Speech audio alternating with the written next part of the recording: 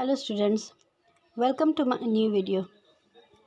इस वीडियो में हम लोग how to tell wild animals के क्वेश्चन आंसर को डिस्कस करेंगे। इससे पहले के वीडियो में आपने इसका एक्सप्लेनेशन देखा था। अगर आपने इसका एक्सप्लेनेशन नहीं देखा है तो पहले आप उस वीडियो को देख लेंगे, उसके बाद इसे देखेंगे तो क्वेश्चन आंसर ज़्यादा अच्छे तरीके से समझ में आएगा।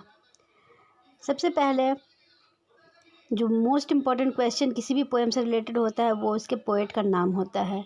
तो अगर क्वेश्चन आता है, जो कि जनरली आता ही है, कि who is the poet of so and so poem, तो आपको पोएट का नाम लिखना होता है। तो let's first discuss the name of its poet. The poet of the poem how to tell wild animals is Carolyn Wales.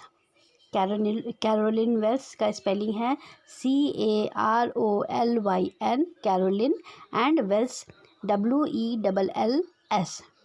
तो poet का नाम याद रखना बहुत ही ज़रूरी है किसी भी पोएम के कॉन्टेक्स्ट में।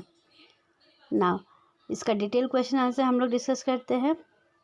फर्स्ट क्वेश्चन इससे रिलेटेड है, how does Bengal tiger look, what is so distinct about him.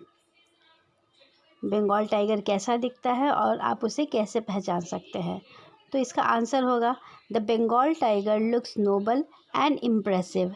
He has black stripes on a yellow skin. He terrifies people with his claws and teeth. Second question is, does dying really rhyme with lion?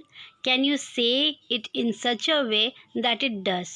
इसमें पूछा जा रहा है कि जो dying word इस poem में use हुआ है वो क्या लायन से राइम करता है, और अगर करता है तो किस तरीके से करता है।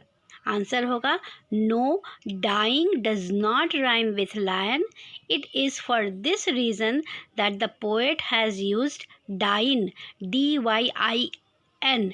इसमें जी को हटा दिया गया है, so that it rhymes with lion, so that when we pronounce it, it rhymes with lion. तो हमारा आंसर होगा, no, dying does not rhyme with lion.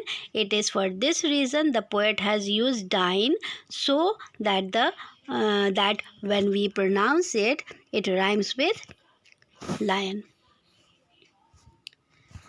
Now next, third question is, how does the poet suggest that you identify the lion and the tiger? When can you do so according to him?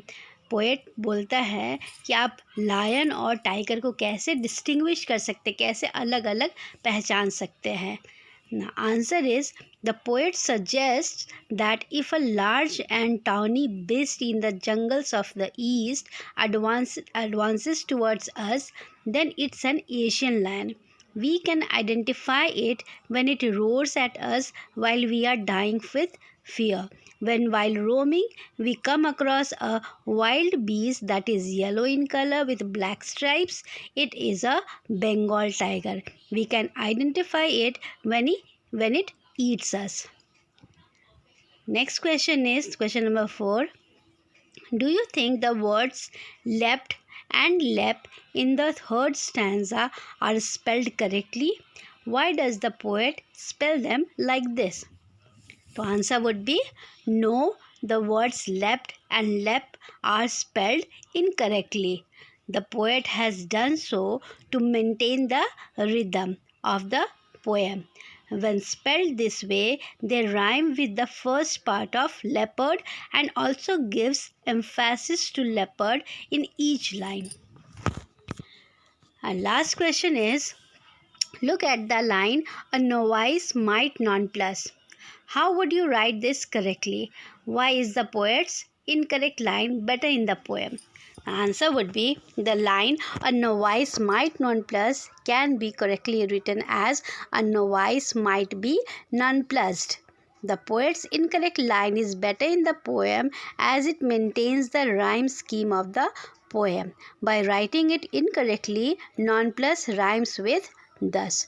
So rhyming scheme को correct करने के लिए poet ने इस तरह के liberties ली हैं कि उन्होंने वर्ड्स के स्पेलिंग को चेंज कर दिया है अपनी सुविधा के अनुसार। This is called poetic liberty. Poem लिखते समय पोएट्स कुछ लिबर्टी लेते हैं जो कि स्पेलिंग और ग्रामर से रिलेटेड होता है, जो वो स्ट्रिक्टली ग्रामेटिकल और स्पेलिंग के रूल्स को फॉलो नहीं करते हैं, just to make the poem more ही ऑडिबल, मोर गुड, बेटर। ना ये 5 क्वेश्चन इस पोएम से रिलेटेड हैं।